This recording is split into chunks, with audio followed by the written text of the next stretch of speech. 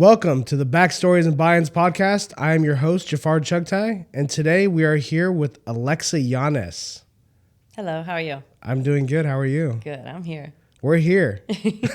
Surviving another weekend in San Antonio. That's right. So you're in town for Naupara Jiu Jitsu, right? I was here for the grand opening of Naupara Jiu Jitsu under my professor, Bruno Alves. He just opened up the school here in San Antonio. So I was here last week as well for the UFC Noche, and then I go to Vegas, stay the week, and then come right back. So You should have just stayed the whole week here. yeah, that's what my mom said. But I was like, no, I got stuff to do. So I ran into you at Naupara Yeah. because my professor was receiving his 5th degree on his black belt, the same as Bruno. Yeah. I guess they started as kids, and they've been together They both started as kids. I guess they also trained with Gilbert Burns I know at some point. Yeah, there's a lot. I know, especially from that concentrated area in Rio in particular, there's a lot of, the fighters that come out of there. And then just GF team in general, they all kind of, just kind of train. Professor Igor is called Chupacabra. I can see that. Yeah. So tell me a little bit more about where you're from and kind of give me a little bit of your backstory. So I am born and raised in San Antonio, Texas. I lived my whole life here. I feel like I basically lived a normal life. I grew up on the inside of San Antonio and the outside as well, on the countryside. Right after high school, I started jiu-jitsu, and I was actually, right after high school, I started working full-time. I didn't go to college. I just started working full-time as a dog groomer. And then Where'd you go to college? I just did community college at Northwest Vista. Northwest Vista, okay. Yeah, so it was just like real minimal. But I was like, I'm just doing it just to do it. I don't even know what I'm doing it for, kind of thing. But I was just kind of like, I always stayed busy. I was working. I was, kind of starting jiu-jitsu at that time. But I was working 40 hours and then just doing college classes just for the fun of it. But I started training jiu-jitsu, working, and then at a point by the time I was blue belt, I became part-time dog grooming and then part-time working at the gym as well.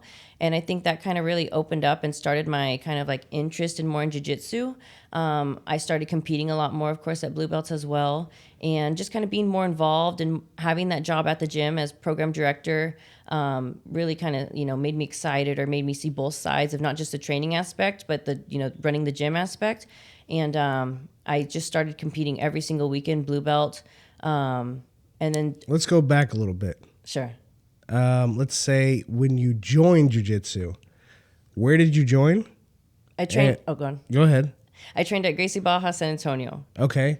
And what made you join jiu-jitsu? So it's funny because I actually had a boyfriend in high school from like 15 to 22. And like we did so it was a long-term relationship, but it was until after high school that he was like, oh, there's a jiu-jitsu gym that just opened up next to the house. And he was kind of already knew UFC and knew MMA and stuff. I didn't know. What year was this when you joined? This was 2014. 2014, okay. Yeah, so I graduated 2012, and then kind of like 2014 is like right when I started. And then he's the one that was kind of like, oh, this jiu-jitsu gym, it's this. And I was just like, okay, cool. And it's funny because I always felt athletic. Like in school, I always wanted to do something, but my problem was I don't like team sports, and I don't like sports where you have to physically handle something, like maybe like a racket or a ball or something. So I knew I was physically active, and I liked that outlet, but there was just never a sport in school that I like was drawn to. So granted, after that, he was like, oh yeah, let's do it. So I was like, okay. And then, so we started training and just kind of got in the rhythm, and I really took off with it. And I really enjoyed it, and it, really made me, change a lot of my lifestyle. And I saw, it just made me something that I genuinely like to do and excited to do, which I never really had a hobby that gave me that. So as I continued, I think that just kind of like opened up my world, and I never perceived that I would have what I have from it in the moment. I just continued to do it because I love to do it. It's interesting how team sports and individual sports are so vastly different. As far as for the individual playing them. Yeah. It has a different type of, because you can't just rely on your teammates, which you kind of do in the training room with your professor and in the coaching, but at the same time, it's you alone on the mat. I agree. With someone so else. It does give you a sense of community and, a sense of inclusion, and having a team in the sense of I am around like-minded people with a like-minded goal. But for me, myself, I see jiu-jitsu as it's funny because I'm actually not competitive. I don't compete because I'm competitive. I compete because I like to perform and I like to show what I myself can do in my highest level. So it's never about when I go to compete, oh, I want to beat someone, I want to be better than someone. It's always, I want to do the best thing possible for myself. I want to see what I can overcome. So with that mentality, like I say, I think it goes back to myself. I never, and even in a work environment too, I never want to rely on others. I want to show my best performance, me. And if I have to rely on others, I understand some people like that and thrive off that, but me personally, it's just something that I just prefer not to do. That's actually very interesting because my entire adult work life has been based off of me working alone for myself, by myself. And that's the way I like it. So I never even made that correlation that jujitsu is the same thing as my work life, where I'm sitting here being a independent contractor or whatever the case might be, but I'm always being self-employed. Do you like other sports where it's a group setting as well? Now that you think of it? I played football growing up, and I used to play pickup games of basketball all the time as well. So that was cool. But I also did karate and soccer. So I don't know. I guess it was more of like you're pushed into those things, right? Because that's what the society wants you to do is team sports. And then too, naturally, you feel that, the drive where you want to go, the direction you want to go. Maybe there's a reason you didn't continue that, or maybe there's a reason, okay, I did it just for fun, just to do something, but you see certain qualities in certain things, just like in work, like, okay, why do I like this job? Oh, it's fast paced. It's, I talk to a lot of people. Whatever the case is, I try to pick why it is I'm doing this thing. I try to realize why I like doing this. Any job I've had, I've tried to see the common denominator in all my jobs. And by understanding those common denominators, I understand myself better. I know how I work. And then going forward, I know what to look for in, other jobs as well. Even hobbies, it goes both ways at this point. Cool. So that's just something I've grown to understand about myself. And yeah, I just kind of went with that, and blue belt, just started competing, doing my own thing. Even when I was blue belts, I was probably 22. I was literally going by myself to IBJJF every weekend. I'd go IBJJF Atlanta, IBJJF Chicago, totally by myself as blue belt, just for the sake of I just wanted to compete. No one was forcing me to compete. No one. I still had my full-time job during the week. I just, like I say, genuinely wanted to do it just because I wanted to say, yeah, look at me, I'm doing that. You went with no coaching? No. Yeah, no. There was some tournaments like, Worlds, or some other ones like Dallas Open or something, like my coaches would go, but my professor wouldn't be able to go to every single one. Obviously not. Yeah. So, Boston or whatever. Yeah. And like the little local ones. But if I wanted to take the initiative myself, which I don't even like now looking back, I'm like, oh yeah, that is kind of weird. But to me, it was normal at the time. Like, to me, that's what I wanted to do. And so it's like, I booked my trip. I got my hotel. I was self-sufficient because I'd been working full time since right after high school. So I had saved up a good bit. So a lot of this was coming out of pocket, but it's hard to explain that to people, that I was willing to do these things and not even knowing that it's going to be an investment. I didn't think of it at the time. It's going to be an investment in myself. I just did it because I genuinely wanted to go out there and compete and put myself out there and show, look, this is me, Alexa, competing. And two, I genuinely enjoyed competing at the time as well. So I think, you gain something from that. And when you do something that you're willing to pay for, I always believed it would come back in some way. I didn't know exactly how, but it was never a loss for me. And that's hard to explain to people, I think. I don't think so. I think you're doing something you love. I agree. And you're having fun. I agree. And if you're spending the money and you have the money, why not? Why not? Yeah. I totally agree. But it's kind of like, maybe if I explain that to maybe like a normal adult, like, oh yeah, I'm going to go do this and pay out of pocket. And it's like, I'm competing jiu-jitsu. It's like, oh, do you get paid to do that? No, I actually pay to do it.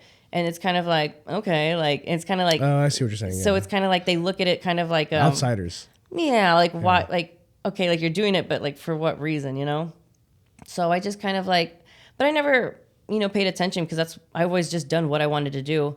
So, so I just kind of went with that and just kind of, that was my life, for blue belt, purple belt, brown belt.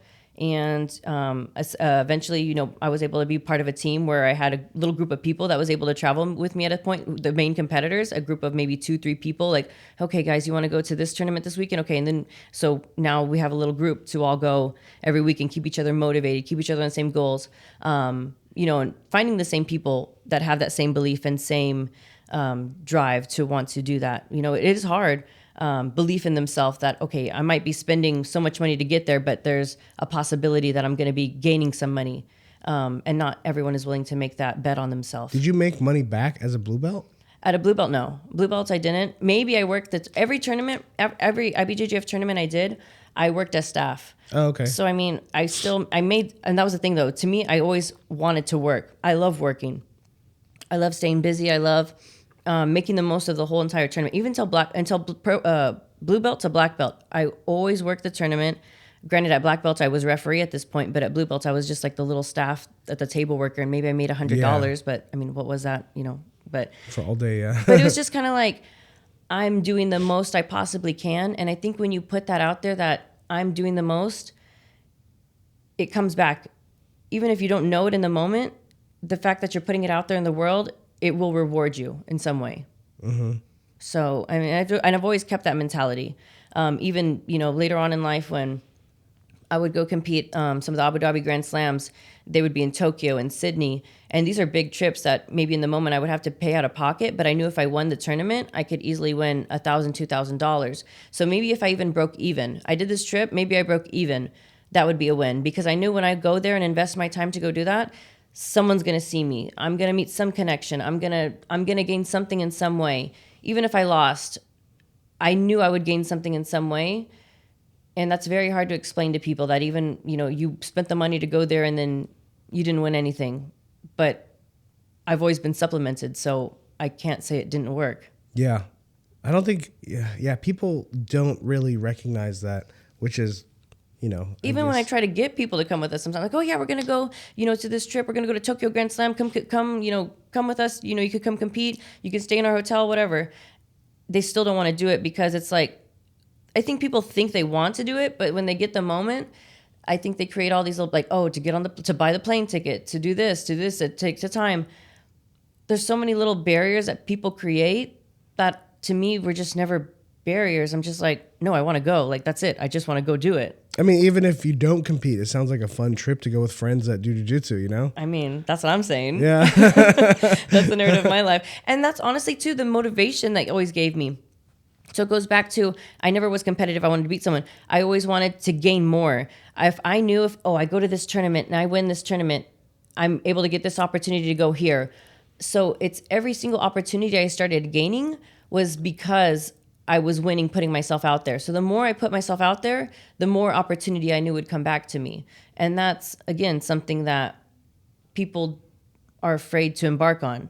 So, I mean, maybe I've been blessed with the sense of like, I never needed anyone to tell me that or explain that to me. I just always wanted to do generally in my heart what I wanted to do. So tell me, actually tell the people at home or the people listening on Spotify and the people on YouTube watching, what exactly has this done for you so far in your life and where you're at now with jiu-jitsu, and if they don't know who you are already. Sure. So up until now, I mean, if I can portray one thing, you know, maybe male, female, you know, adult, master, whatever, it's the fact that this is my jiu-jitsu life. This is my life. If you look at my life, what I've been able to do with jiu-jitsu, I've competed on every continent. I've been able to travel so many places, meet so many people, experience so many things, just have a, you know, very fulfilling and, you know, have such a big vision of the world now because of jiu-jitsu and embarking on this mission. And now it's just kind of become full circle in the sense of I'm able to give back to a community and now maybe share a light. Like, look, like, and a lot of it goes back to working hard. Everything I have is from working nonstop. At blue belt, purple belt, I was working nonstop. So if you take the matter of putting in the work, investing in it and believing in it, it's going to come back in some way. But you have to hustle and you have to do it. And it's hard. Like, it's, you know, I try to tell the blue belts and purple belts this now, just train, just train, just train. I know it sucks every day, just train. And you have to work as well. You're not going to make money doing this. So you have to make a life of, you know, just hustling in this moment. And later on, you're going to have a very fulfilling life and be able to utilize your jiu-jitsu to reach many people in more than one ways. And that's my ultimate goal as of now. And I think that's like kind of what gives me the most fulfillment from everything I've passed in my jiu-jitsu career. Nice. So what do you do now for a living? Now, I don't really compete as much, of course. So I just recently moved to Vegas. So I'm just kind of just hanging out, having fun. No, but there's always something going on in Vegas. There's always a jiu-jitsu event, an MMA event, something. I'm always around the events in general. Granted, I'm a personality. It kind of sounds superficial, and I don't like to say the word, but it is. I mean, nowadays in this era and time, it is something to be like influencer, personality on the internet. And if if you look at my Instagram page and then you get inspired in some way, like, oh, look, she's going all these places. Oh, look, she looks like she's having so much fun. I mean, it is hard. I don't show the hard part. I don't show the stressful parts. I don't show, the bad part, but it is something that I feel I want people to say, I could have this life through jiu-jitsu. I feel like I live a millionaire life without even having to be a millionaire. Not even millionaires can live this life because I feel a millionaire is going to have to be busy doing all the other little stuff that a millionaire has to do.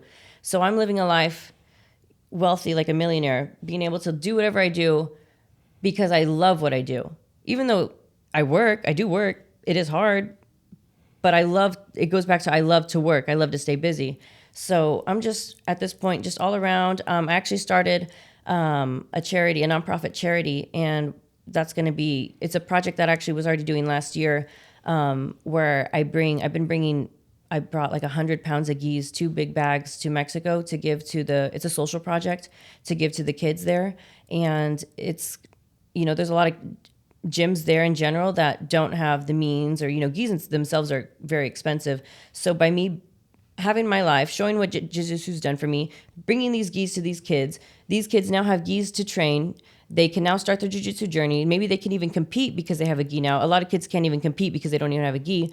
If I gave them the ability to compete, and now they can start their whole life competing, they start winning, they're able to get out of Mexico, they're able to travel to the United States, start their whole life, just because I was able to go there and bring them a gi at some point, like that's going to be the most fulfilling thing for me in my life. And that's, I think, my next mission. Absolutely. That's cool because that's changing lives. And it's changing lives of underprivileged children, which is even more cool.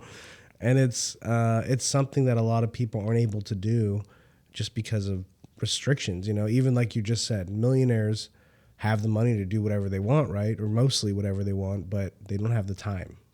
And you have the ability to do all these things, which is really cool. And I think that's how I'm utilizing my time. That is how I want to spend my time. So yeah, my goal with that is there's going to be multiple countries in the future that I'm able to do that. We've, in the past before too, we've been able to kind of give a donation to the academies as well. Cause of course some of the academies are run down. Maybe they don't have mats, or maybe it's falling apart, or whatever the circumstance is, it's an open area and it rains and it gets in, whatever. So I want to be able to help, supplement the academy, or even some of the instructors. It's not the instructors get paid, but maybe the goodness out of their heart, the instructors are there running the academy to get the kids off the street because they generally they generally want to help the kids. Sure. They're not getting paid anything, or maybe it's even coming out of their pocket to run the academy. So if you can provide the means to give them, support, that's going to be a very motivating thing. And people are touched by that, and it's a inspirational thing when you see like, oh, look, and it's never out of ego but it's just like, it goes back to like how one life can touch another. And I know in my life who has helped me in times of need, and now I can receive that. And if I can give that to someone else, like I say, that's the most fulfilling. That's the biggest value in my life. I've won many tournaments, but at the end of it, I just needed that to build my platform. It's not like that's my definition, or that's where I get my values from, my medals. Like I say, I just did that to get my platform. I've been around enough to know everything from various parts of the world. And if I now have a platform that I can use to spread this mission, that's going to be the biggest value in my life. That's great.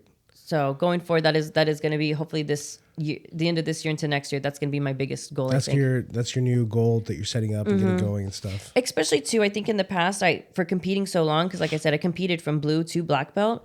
I put my value so much on me as a competitor, like, oh, I'm only valuable because I'm a competitor. People only respect me or look at me because I'm a competitor, or because, oh, I won this. And I really did set that kind of like standard for myself. Like people only like me because I'm a competitor.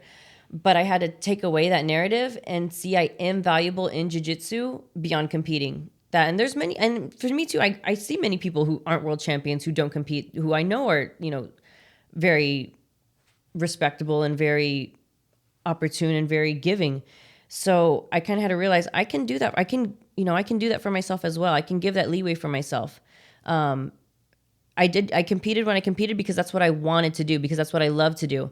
And it got to the point when I kind of resented it because I just felt pressure and unfulfillment, basically. So you kind of have to, I think, always reassess your goals in the moment and always re-ask yourself, is this really, this is what I wanted maybe a year ago, this is what I wanted 3 months ago, but is this what I want now? And every day you have to re-ask yourself, is this what I want now? And right now, in this moment of time, giving back to the kids, or giving back to jiu-jitsu in general this way, is the most fulfilling for me. So that's the route I want to take and continue to go. That's awesome. I think that's a really good mission to have. And I'm glad like it does so much for everybody, right? And now it's even doing something for you while you're doing something for someone else. And that's usually a good indicator that a nonprofit's doing a very good job, because it's helping both beneficial parties of it. And it's, I think, done with the genuineness of the heart too. And even too, like kind of doing this now, embarking on this, there's a lot of other little, creative projects that I get to work on, or a lot of other little skills that I like to, utilize, like, social media, the creative process, writing. And I'm able to meet a lot of like-minded people. And it's funny because just now in this moment of my time, in moment of my life, I'm meeting a lot of people in jiu-jitsu that, let's just say, are more photographers or more media or more other things. I have a lot of competitor friends, but I'm actually opening myself up to a lot more other people who do jiu-jitsu but have other skills outside of jiu-jitsu. So it's fun to see too, jiu-jitsu, you can be famous in jiu-jitsu nowadays without even having to do jiu-jitsu. And that's how you know the sport is growing itself, because how many people, obviously competitors, athletes are famous in jiu-jitsu, but there's so many people that created media outlets for jiu-jitsu. There's so many people that created, brands, clothing brands out of jiu-jitsu. Sure. And that's, another skill. Maybe they're not competing. Maybe they're not even doing jiu-jitsu, but they're able to utilize their own skill and combine it with jiu-jitsu. So that's, I think, the next phase of jiu-jitsu. That's going to be the fun part, that we're able to get all these other little things to really make it grow into something else. I think jiu-jitsu is growing at such a fast pace right now that like there's so much that can happen and we don't even know yet. Oh yeah, it's overwhelming. Yeah, it really is. Like AI could come in and do something with jiu-jitsu and we don't even know. I mean, you could also think of every single job you can kind of combine it with jiu-jitsu as well. I mean, you as a realtor, if you want to invest in a jiu-jitsu gym, like I say, a videographer that doesn't even do jiu-jitsu, he can still do something with jiu-jitsu. You can make awesome content for someone. Exactly. Yeah. Imagine I hire someone to come film the charity when we go to the Mexico or Marcelo. Brazil. Exactly. And then now, you have a photographer that you're able to help bring along, help your mission, help share your mission. And it's all a collective goal. And you guys are all on the same page and it's all like-minded. And it's just, attracting those people that generally, like to be there and like to do what they do. It all goes back to doing the work you love to do. People are I don't see a separation in career and self. My job I do is always going to be a representation of me. It's not like I go to a job, I do this job and then I come home and I'm someone else. Every single job I've ever done, even when I was 16, I got my first job working at Wendy's. I had to take that. I was actually bad in high school and I got into a lot of trouble, but I took that job 100% serious because I knew I would be looked at a certain way. If I couldn't even do a job at Wendy's, that would be a reflection on me. I could easily slack off, or I could easily do job, whatever. Like, I don't really care about this job. Even if I don't care about the job, I'll always do it 100% because I care about me. And how I do the job is on me. So it goes when I was competing, how I train, how I compete, it's on me. So that's why I always wanted to do my best, because I wanted to perform my best way possible. I never wanted to compete with anyone else. It was always me that I wanted to better from it. So like I say, any job, I've gained something, or I've learned something, what I can utilize this for. That's good. So let's go back a little bit. So you went to blue belt. Let's go back to what you competed in, what you won, what you didn't win, and then go from every belt up to black, and when you got your black belt, like how when you got it, like time wise. So let's see, white belt, I just did a couple little tournaments here and there. Blue belts, every single weekend, I was competing local. It may be in San Antonio, Dallas, Houston, Austin. I would look up every weekend exactly what tournaments were going on. Boom, I'd do it, even if it's just the little local ones. I think the biggest thing that I won in blue belt was I got third at Pan Americans, which is for blue belt kind of a big thing because there's always hella blue belts. blue belt, and then I started winning at all the local opens many times. My division championship and absolute championship, which is kind of a big thing because I was featherweight, which is smaller, and just the fact that I would be able to win absolute at What blue is belt. featherweight? 129 and below. 129. Okay. 129 and below. And I was always that weight my whole jiu-jitsu career, actually, since I was 19. But so I got promoted at San Antonio Open, actually, like 2017 or something, to purple belt. So I got promoted to purple belt 28. San Antonio Open was the first week of December. I had already signed up for World's No-Gi, which was going to be in 2 weeks in California at blue belt. I got promoted. I won in San Antonio my division and absolute. I got promoted to purple belts on the podium the first week of December. Oh, wow. So I had to change my registration To purple. to purple belt to fight World's No-Gi in 2 weeks. Oof, that's rough. I went to World's No-Gi. I won World's No-Gi No, purple belt. wow. Oh, wow. And that, I think, it was one of those things, like, I was just especially at blue belt, I just love competing. And I think I was just so much on the rhythm. I just believed in so much the game, and I just genuinely loved it. And that's why I just had that belief that just, like, I'm just going to, like, okay, I was excited.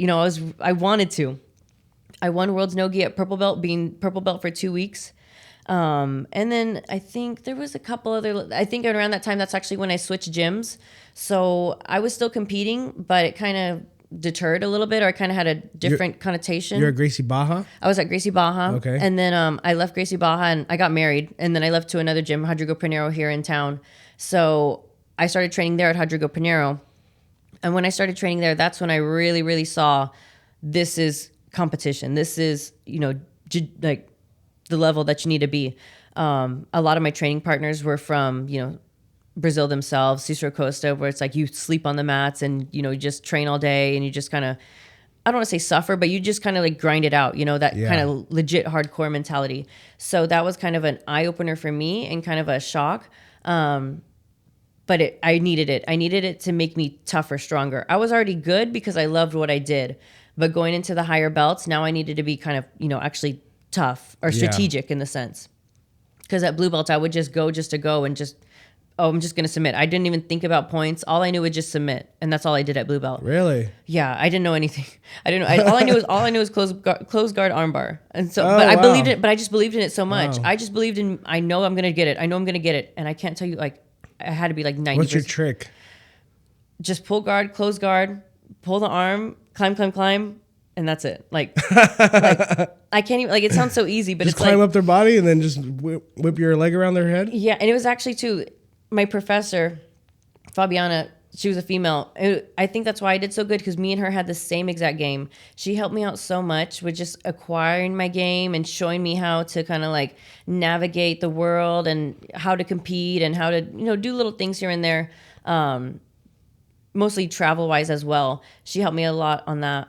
But then when I got to Rodrigo's, that's when I learned strategy. I had to win by points sometimes. I had to win by knowing the points and being aware of the points and being aware of the position in the moment.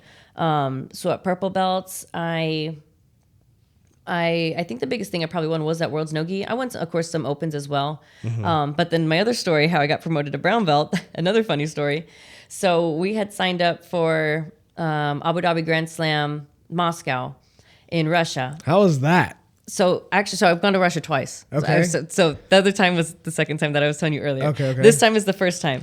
I was purple belt. I signed up for the pro division because the pro division is what paid the money. Purple belt didn't pay the money. The pro division, being brown and black, is what paid the money.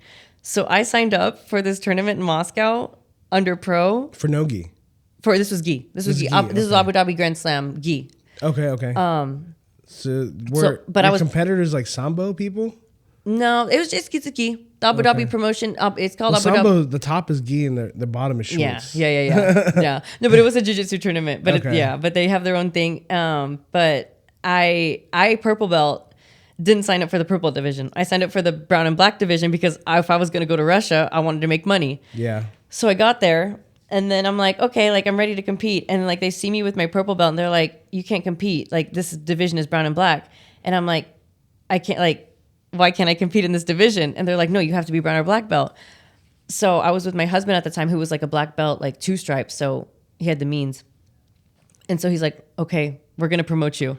I was Oh, already wow. purple belt for like 2 years, so it was time. I was close anyway. It was time. But it just in that moment, he was just like, okay, we're going to promote you. He literally got some brown belt off some random guy that was just like in the warm up area, and he put it on me, and he basically promoted me right there. And then I went out to my match and I armbarred the girl, the same armbar from blue belt. No way. And I won third place on that Moscow tournament. It was 2 black belts and then me on third place, brown belt at that time.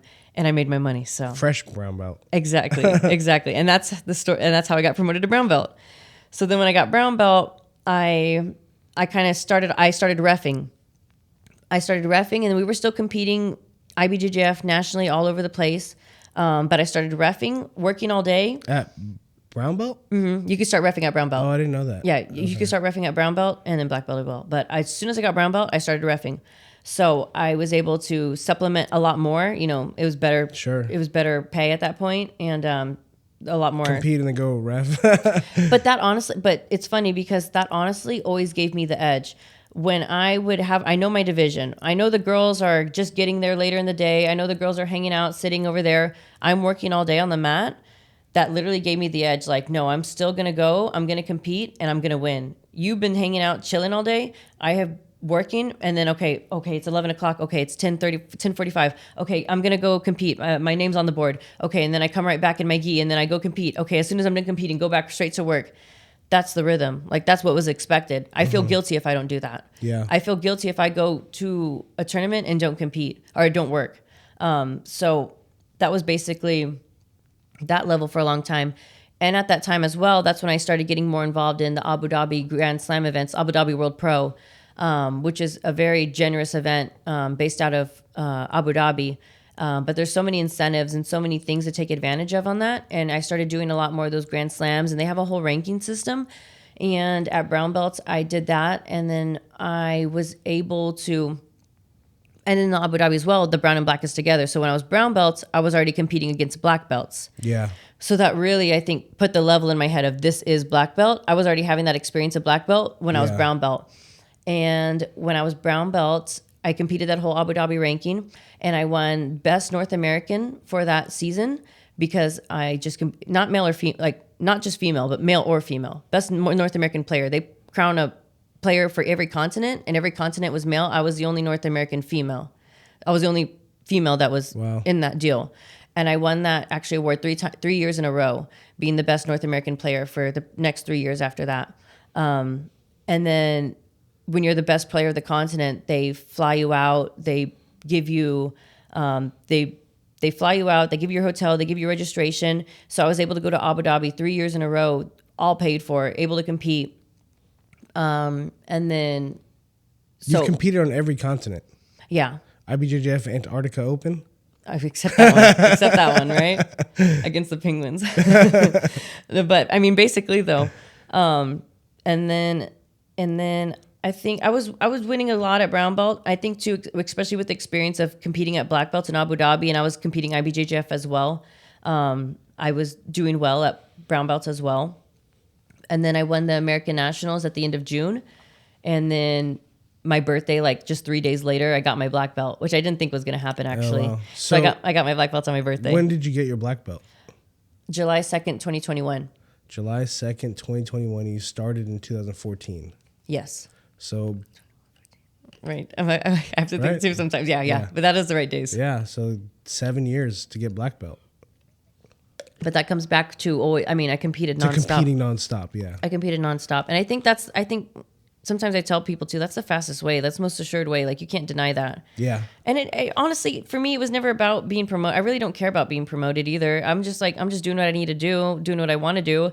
But it's funny how those little circumstances like that kind of happen that just made me rise to the occasion. I was never afraid to rise to the occasion. Okay, you're going to give me the belt? Okay, whatever. Let's just do what I have to do. And at that point, I didn't even see belts anymore because when I was brown belts, I was already competing black belt. So it doesn't even matter, you know? Sure. But then I was able to get my black belt on that day on my birthday. And that was nice because I really wasn't expecting it. And then at black belts, I think the biggest thing I made it to the Abu Dhabi World Pro Finals or World Pro Championships, because they have all these little Grand Slams throughout the season, but then they have like the Worlds itself. And I got second at the Worlds Abu Dhabi. Wow. Where was that? In Abu Dhabi. In Abu Dhabi. Yeah. Okay. And then I also won Asian National in Japan. I won various Grand Slams as well in the Abu Dhabi promotion, Tokyo, Sydney. What do you like more, IBJJF or Abu Dhabi? I like both for different reasons. I like the Abu Dhabi circuit though because the matches were only 6 minutes and it's very high pay. It rewards the attacker. So, and you know, on IBJJF there's points and then there's advantages. Yeah. Abu Dhabi, the advantages are points. So if I have 5 advantages and you have 2 points, you know, in IBJJF, your 2 points would beat my 5 advantages, correct? Yeah, of course. These 5 points, these are points. These are points. So my 5 points. Your advantages went. So if you're just constantly going for submissions or whatever, you're getting points. Exactly. Interesting. So but that goes back to my blue belt game. Which makes it fast paced. Yes. And I like that. I know how to attack. It's easy for me to attack.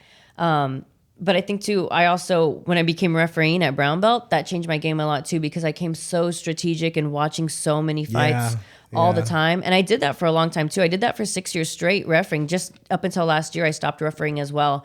And I mean, sometimes it can be, there's many tournaments, 3-4 days long. I did many tournaments. I did the European Nogi last year. I think it was like 5 days. 5 days of 10-hour, 12-hour days, nonstop watching jiu-jitsu. But I enjoy it. I genuinely enjoy it. And a lot of people will complain about a job like that, but too, in the moment of reffing, it goes back to, I realize what I like about it. I love being in a chaotic situation and being in command of a chaotic situation. It goes back to competing. You have to be calm in a chaotic situation of competing. Even dog grooming, I realize it. Why did I like it so much? Because this dog comes into this stressed out environment and I have to be the one to be the controller of chaos, essentially. I have to be able to maintain this kind of, active environment. So refereeing gave me that as well. And then to just the strategic side of it, how much jiu-jitsu I watching the whole bracket. Okay, this guy's going to fight this guy. And like being genuinely excited, like who are these random people? Like like blue belts, purple belts, like nobodies. But it's just like, oh, okay, like he was winning this and he got this. Okay, let's see what's going to happen here. Like that's why I say I generally love watching jiu-jitsu. That's what I felt like when I went to Worlds this past weekend, or the past few weekends ago. Just watching just the blue belts and like just seeing like people in my division, and so much stuff happens. It's cool. Fun. It's fun to see when you and really then when you watch them, you're like, oh wow, that guy beat that guy and that guy beat the other guy, and now they're gonna face each other. And I was like, oh shoot, this is gonna be a good match. And then it's fun too. You go to certain cities and like certain teams or certain people in certain cities. Like, oh, I know this guy always competes because he's from this city, and so it's fun to see. You know so many people because of that alone itself. Yeah. So it just always goes back to the sense of community, the sense of, okay, like how can I broaden my horizon? Like there's so many ways, but people just don't want to do it. Yeah. I think that's a lot of fear. People, especially with reffing. Yeah. And that's the thing too. Reffing helped me so much supplement my competition career, giving me the means of travel and an income. And I see so many people, like even like grown ass guys sometimes. And I'm just like, you can imagine how many times I've been yelled at, cussed at, but I'm just like, at this point too, that's another thing I gained from it. Like, bro, no one can tell me anything that'll like hurt my feelings anymore. Like, I know where I stand. I know if I'm right or not. I know how to carry myself. So if you yell at me, come at me with a certain demeanor, it doesn't affect me. And I can use that same ability in now all aspects of life, thanks to reffing. Yeah. Yeah. Jiu-jitsu can shape someone's life in so many different ways. And I think reffing is also another way it can help. There's just so many aspects of jiu-jitsu. Let me ask you this. we were talking about this earlier. Would you ever open a jiu-jitsu gym? For me right now, at this moment in time, I would say no, just because it's like a baby. It's an obligation. That would have to be my 100% focus right now. I have to be settled, and even too, I don't even know where I want to stay or where I want to live. So it's kind of hard to say where I would even want to open or put a gym. But I just don't, at this moment in time, I just don't want a time constraint or an obligation. Maybe later on down the road, like maybe when this part of my life is over and I kind of get more settled, but maybe I'd put my money in it. But as of right now, it'd be very hard to say that I would be the one there teaching all the classes with my name. Because like I say, that's a devotion and it's a reflection of me. And it goes back to, I never want to do anything half-assed. If it's something I'm doing, I'm going to do it right 100%. And if I don't feel I can put my 100% into this gym, then it's, not ideal at the moment. I like the idea, but yeah. I feel the same way. It's hard to, like I was telling you earlier, like I do real estate, right? I do investing, development. I'm a realtor, commercial and residential, and I flip houses too. So it's like I do content for all of that on social media constantly. And I'm always doing a constant thing for that business in social media. And I can't even imagine if I have to double it. And spreading yourself thin. Yeah, it'd be really hard. I'd have to hire someone, and that's not optimal when you're starting a business, when you're putting all these expenses out there. But like I showed you, something that would have like maybe a sauna, ice plunge, or cold plunge, And that goes back to, I think, though, that excites you because you're doing it because it actually does excite you. It's a passion project. And when it's a passion project, you are more so able to do it because it's something you identify with and something that you put your heart into.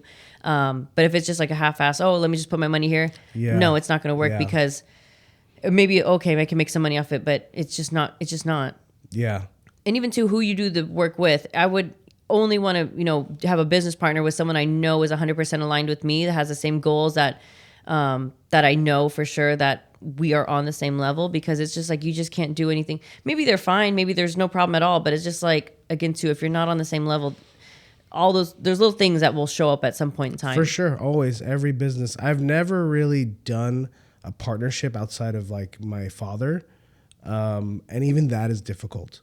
But like, obviously we have different ideas. We run businesses differently.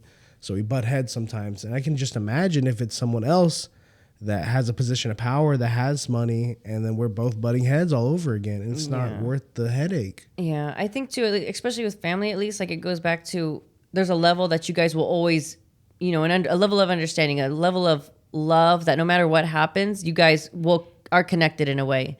And there's some people that do have genuine friends like that as well. You just operate 100%. You guys know 100%. You guys are on the same wavelength. But there's a lot of times that you just kind of like, I think a lot of people are just like, okay, you want to do it? You want to do it? Okay, cool. And it's just like, it seems like, okay, on paper, perfect. But that's where, it goes. That's where issues happen. Exactly. So, I mean, that's just, in any and all aspects, that's part of the game, of course. Just knowing who, you want to utilize, knowing who's going to actually be worth value at that point in time. Absolutely. And it goes back to knowing you have to know you. You have to know you 100%, what works for you, what skills you lack. And so when I meet someone, okay, maybe I don't like to do this, but they like to do this, and we have the same mission. That's like with me with the nonprofit. I have my friend Mike Columbus in Houston. There's things I do. I'm the energy, I'm the drive, I'm the footwork basically. And then he's the detail oriented, he's the structure, he's the everything else. And we genuinely do have the same mission. I've actually known him since I was white belt, and he's always been around my jiu-jitsu career as well, always around in Texas, and always a good friend to me. So I knowing we have the same mission and knowing my qualities, knowing his qualities, that's how it fits, because it goes, yourself and what you have to bring to the table and the confidence that you have in being a good person to someone else. Yeah, absolutely. I feel like if you vibe with someone, Yeah. Right away. Yeah. Or maybe like down the line. As far as business wise, it doesn't take very long to figure that out just by their living habits, That's little pretty, yeah. You can kind of find out if you'll vibe with someone business wise.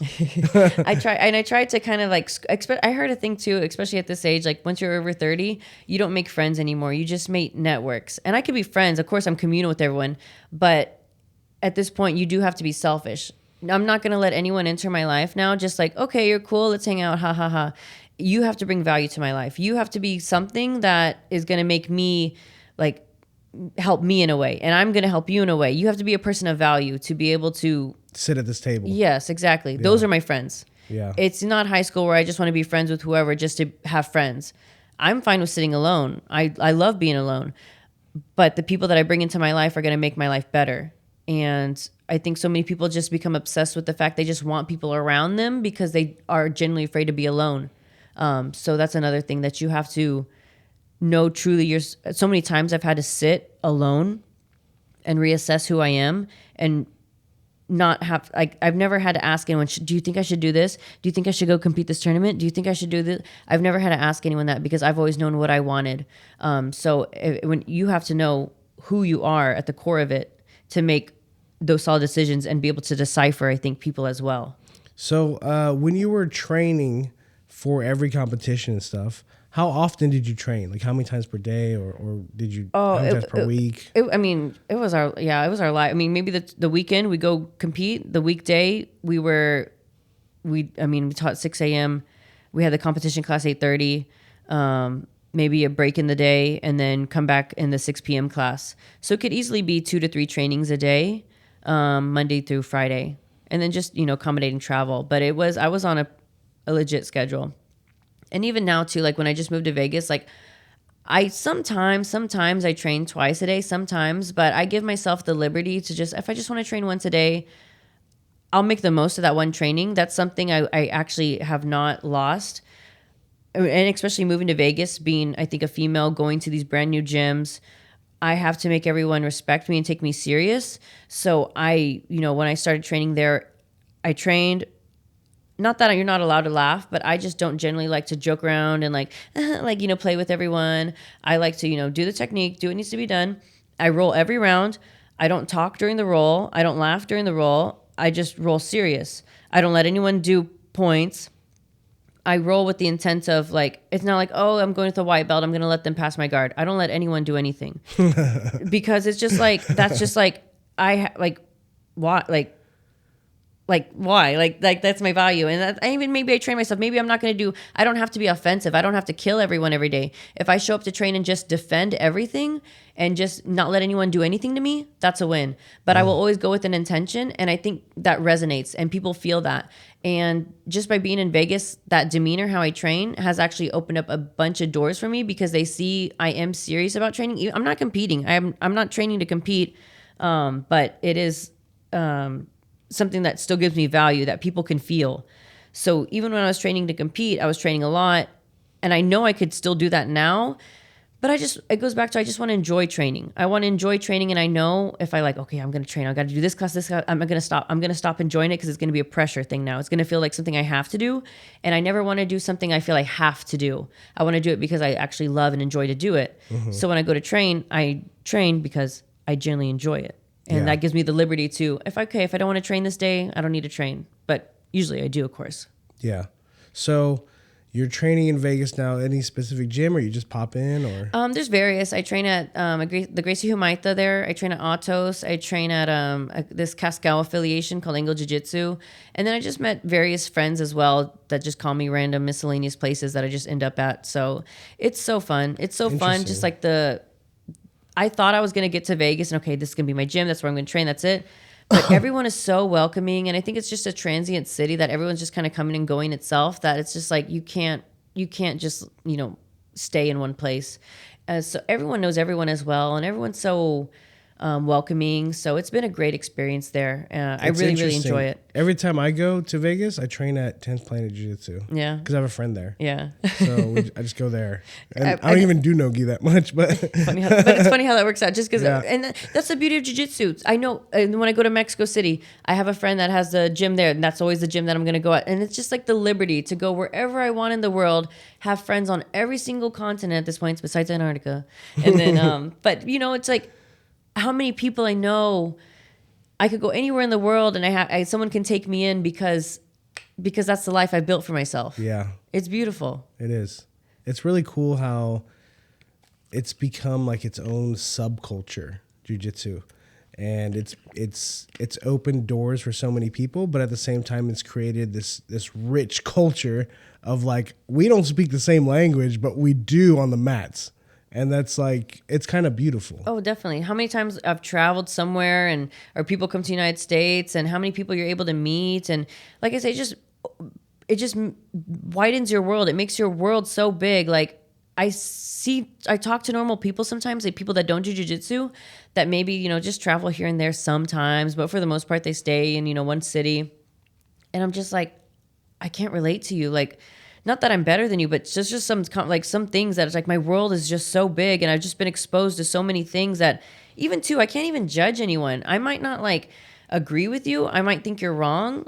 Like I might think you're annoying, but I don't judge you. Like you're who you are. Like I can't say you're wrong because I'm going to drive. If I think you have to be another way, I'm going to drive myself crazy. And because I've just been exposed to so many different types of people, so many cultures. Yeah. And that's jiu-jitsu gave me that. And that's, how many people are doing it that aren't even competitors, but just that I meet that it's just like, we're all connected by this. So it's beautiful, So I ask everyone this question whenever they're on this podcast. And I would say for you, your buy-in would be jiu-jitsu, obviously.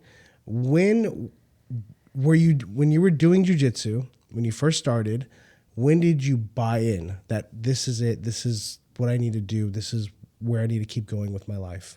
It's funny because I never even really knew. I was just doing it just to do. And then I try to think back. I've thought of this before, and I try to think back in certain moments, like when I was blue belt and I was like, oh, like, that's when I started traveling and going places. Like maybe I could have bought into it then, but I didn't. Maybe when I was, started making like my whole income off it, I didn't buy into it then. Even now, when just last year, there's always something more. Like, imagine I'm able to do this charity and then supplement so much. Am I going to believe in it then? Like, it's almost hard to say. Like, I don't even think I reached that point, because to say I bought into it, I believe it's working. I believe that like I buy into the fact that this is my life. This is what I do. But I don't think there's been a moment where it's like, this is it yet. So, really? No. What about doing jiu-jitsu? When did you buy into just doing jiu-jitsu? Honestly, when I was white belt, I never stopped. Once I started, I like that first week at white belt, and I can't like the same enthusiasm. I was enthusiastic that first, like, boom, this is it. I knew this is what I'm going to do.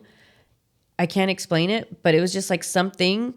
It's funny, it's so weird because even before I started at the actual class, there was something in me like saying something's like something. It was right. Like I said, it was right after high school. I just had my job and I was just doing that. But I just kind of had a feeling something's going to pop up. Something's going to happen. And then I started doing it. And then I just enjoyed it so much that there's no denying that I would ever stop. To me, it was never even a question. I'm going to get my black belt. I think people think, oh, am I going to get my black belt win? Like, it was just like 100% I'm going to get it. Mm-hmm. From when I was white belt, 100% I'm going to get it. So I always knew for sure this is something. I didn't know the extent. I didn't realize the extent at all. I didn't know I would have all this. Yeah. But I just knew I would always do it.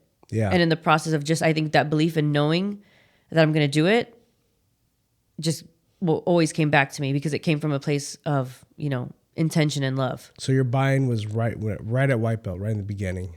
Yeah. I knew, like I say, it was weird because there was something I can't explain it, that just said something's going to happen. And then jiu-jitsu happened. That's cool. It is funny. Yeah. Around that phase, actually, that same exact time too, I remember vividly, I had a journal. Like I said, I was probably 18, 19. And I wrote, I never traveled. I didn't even have a passport. I wrote down every single country, city that I ever wanted to go. Great Wall of China, Rome, Australia, blah, blah, blah. Every single, like a list of every single place. And I didn't know how. I didn't know what I was going to do or anything. But I just wrote this list because there was something like in me, like wanting that. And then when I was able to, now I look back and I remember writing that list and thinking about everything I've done. You visualized it.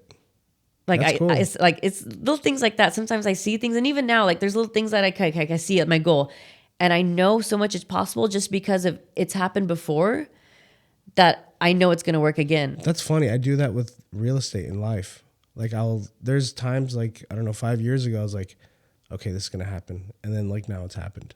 Okay. And I'm like, oh, I'm going to build a shopping center. And then I built a shopping center. And like, there's little things like, even like, cause I was like, overweight probably like, 12 years ago. And like, I visualized, like I got a shirt and it was like a rare edition shirt, but they shipped me the wrong size. And I was like borderline 2X and it was a large. And I was like, I'm not gonna fit in this. And then I thought about it. I was like, I'm gonna fit in this one day. And I fit in it.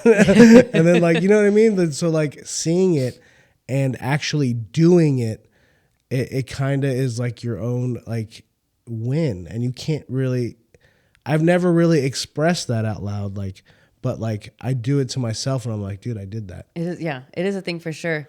I think there's just an unwavering confidence that like, no, I'm gonna find a way. I'm gonna make this happen some way. There's been many times in my life for sure that's something, and because I know that's maybe the method or the formula. What I think of now of my goals that I have coming up, I just know because it's worked before, it has to work again. And that's at this point how I operate my life. And I just see the vision, what I want to do, what I want to give back. And I think it all goes back to knowing who you are yourself. You know, you have those visions for yourself where you know, because you know what you're capable of, you know what you want. No one has to tell you what you want. You know, I think someone with a low self-confidence or negative, they're not going to have that mindset. They're not even going to think that thought. But the fact you have the courage to think that thought already says something about you. And then when you really invest in it and put everything into that and operate on that level already expecting it, that's how it goes. Yeah, absolutely.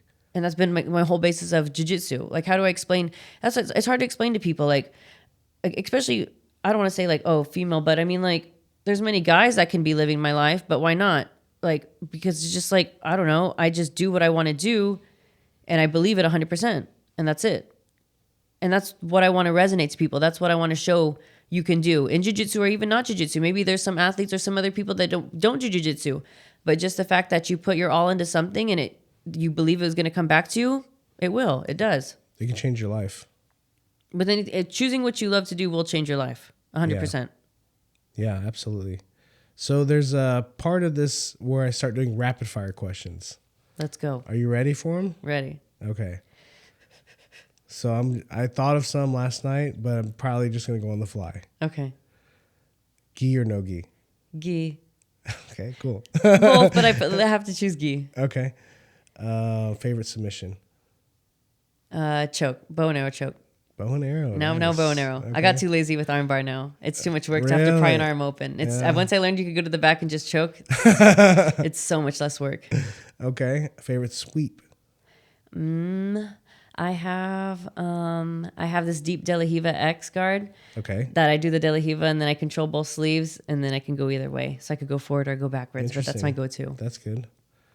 In-N-Out or Whataburger? I'm gonna get a lot of hate for this, but I'm gonna say In-N-Out. Just because, only because if I go to Whataburger, there's so many options and I know I'm gonna screw up. At least at In-N-Out, I just know I'm just gonna get a burger and that's gonna be it. So I think in my mind, I just want the minimalist thing possible because In-N-Out doesn't have anything. Okay. Okay. So Pereira or Ankalaev? Not who you want to win, who you think's gonna win.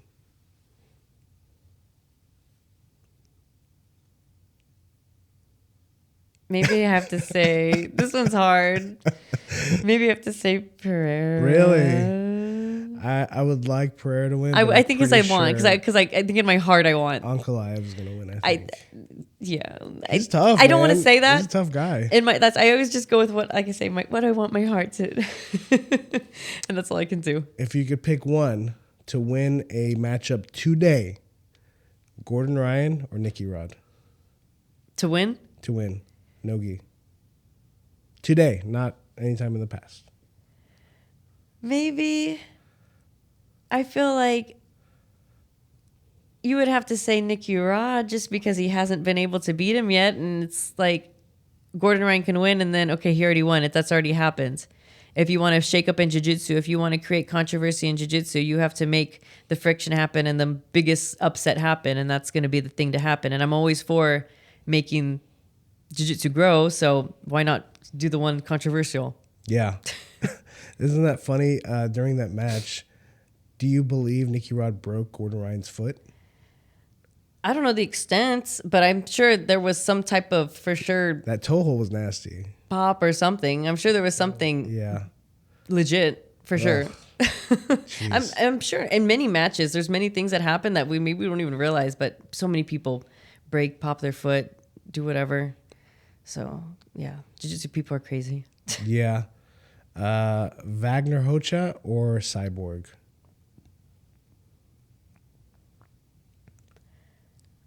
To me, they're the same caliber. to me, there's kind of just like the same kind of thing, but They're like best friends, or yeah.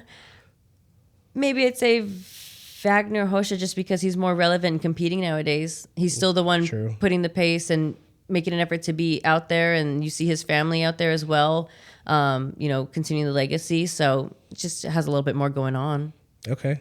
I was going to ask you, but I already asked you earlier, the Abu Dhabi or IBJJF. I like both for both different reasons, but IBJJF I feel like is like, okay, like that's my home. Like that's like, but Abu Dhabi is like the side piece. Yeah. The excitement.